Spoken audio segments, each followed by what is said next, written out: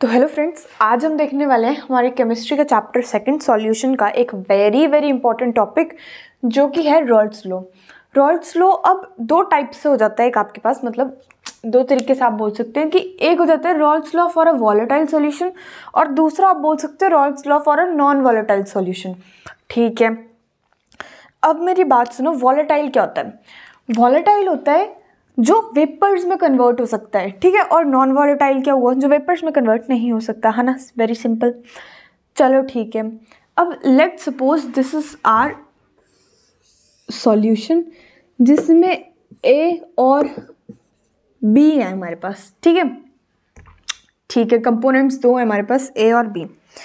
तो सबसे पहले तो इसकी डेफिनेशन देखते हैं। डेफिनेशन इसकी बोलती है कि द वेपर प्रेशर, चलो देखें, हम बोलेंगे in a solution the vapour pressure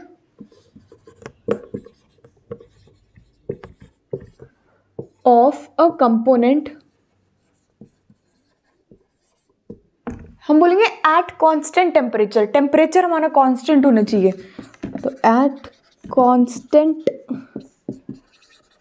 temperature is directly proportional to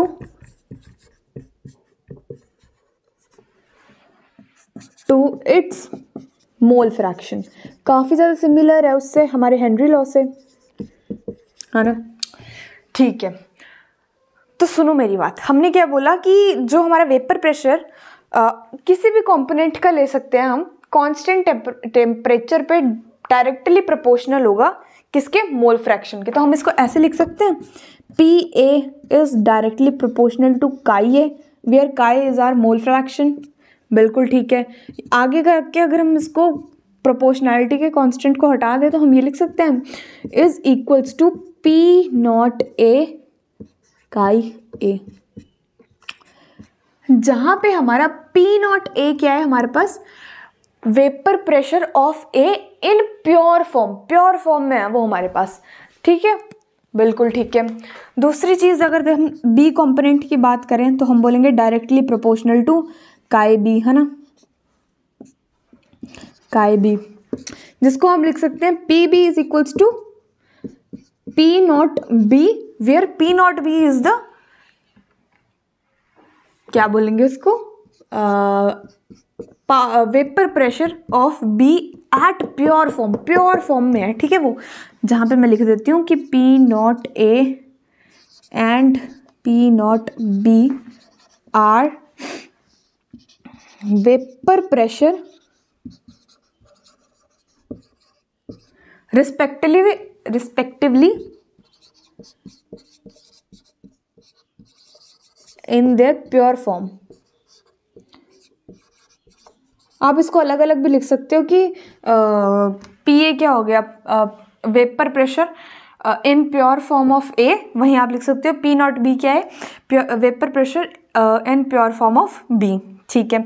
और काई ए और काई बी तो हमें पता है क्या है, हमारे पास मोल फ्रैक्शन है, ठीक है, वो आपने लिख देना है यहाँ पे सेम।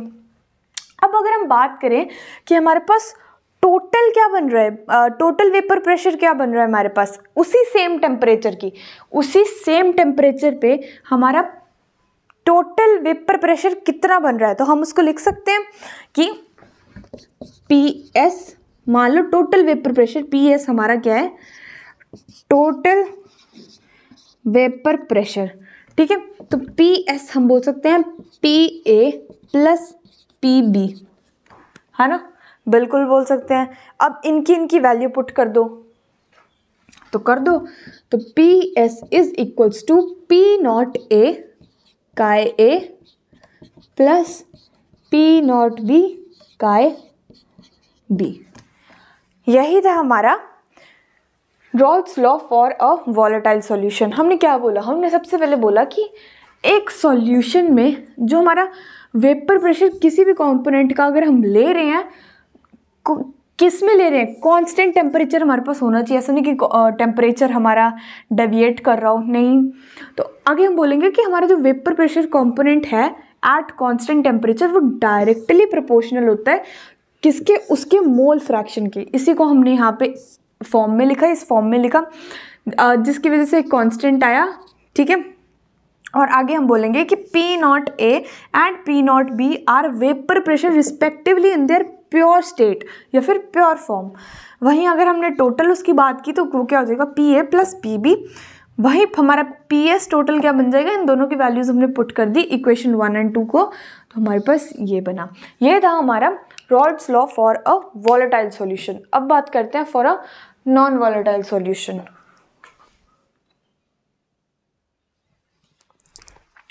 अब बात करेंगे Rawls law for a non volatile solution. Non volatile solution में अगर मैंने आपको बोला कि ये हमारे पास एक सॉल्यूशन है जिसमें A हमारा सॉल्वेंट है, ठीक है, A हमारा सॉल्वेंट है, उसमें हमने सॉल्यूट डाला, लेट्स से B हमारा सॉल्यूट है, ठीक है, बिल्कुल ठीक है। अब हम बोल रहे हैं कि B जो है वो एक नॉन वॉलेटाइल सॉल्यूट है, ठीक है। तो अगर वो नॉन वॉलेटाइल सॉल्यूट है तो वो हमारे वेपर प्रेशर में कंट्रीब्यूट नहीं करेगा, है ना।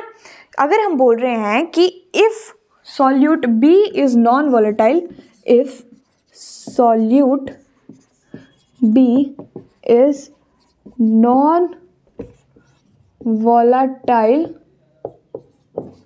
तो हम क्या बोलेंगे कि it will not contribute to total vapour pressure of the solution, है ना, बिल्कुल, it will not contribute to total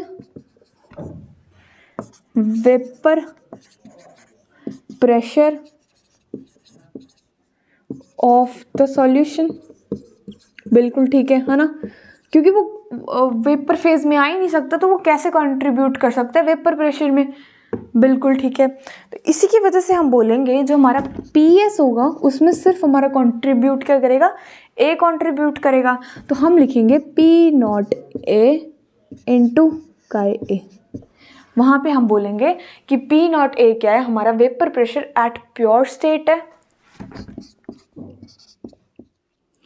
A is vapour pressure at pure state. वही हमने बोला हमारे पास काई क्या है, mole fraction of A, mole fraction of A, ठीक है। क्या बोला अब हमने इसमें कि अगर हमारा B कंट्रीब्यूट नहीं कर रहा है हमारे टोटल वेपर प्रेशर में, तो सिर्फ कंट्रीब्यूट कर करेगा A, तो उसी की एक्सप्रेशन आएगी।